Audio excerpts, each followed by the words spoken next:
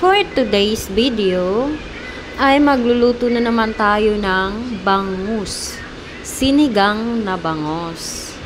At ito yung favorite ng aking pinakamamahal. Charot lang. So, ayan.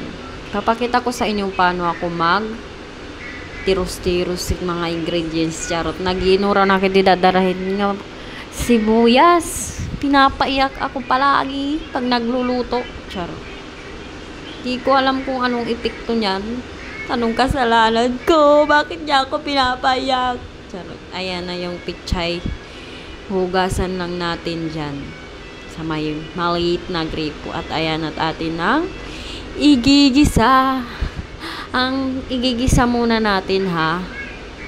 Para naman yung mga laso na sibuyas ay maluto din. Ayan na, sinigang kasi yan. Kailangan natin igisa yung bangus para naman masarap. Charot.